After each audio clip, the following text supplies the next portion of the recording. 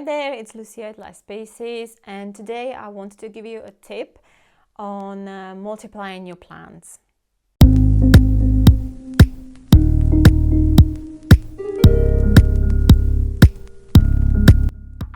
So as you can see, this method is called layering.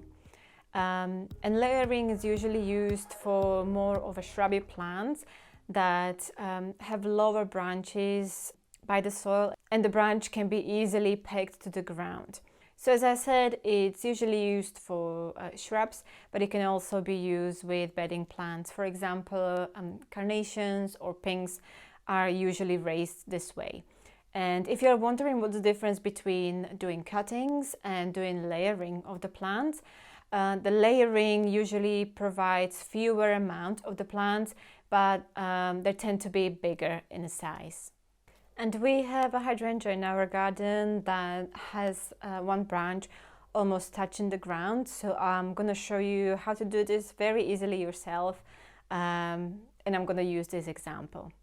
So as I said, find a low growing shoot that can easily be pegged down to the ground.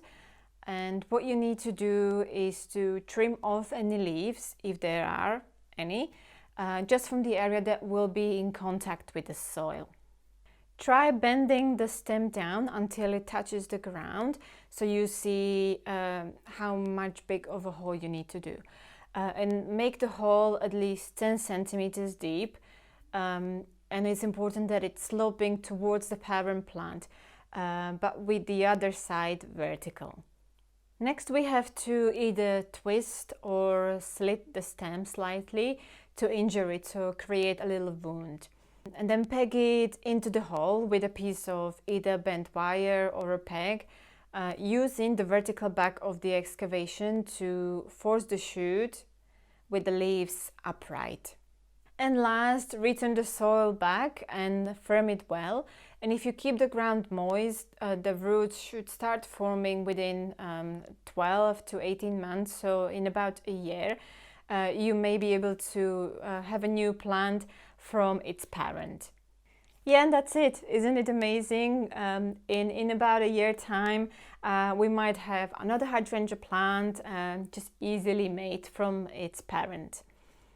So if you have enjoyed this video, please give me a like, and if you haven't subscribed yet, please do so. It will really mean a lot to me.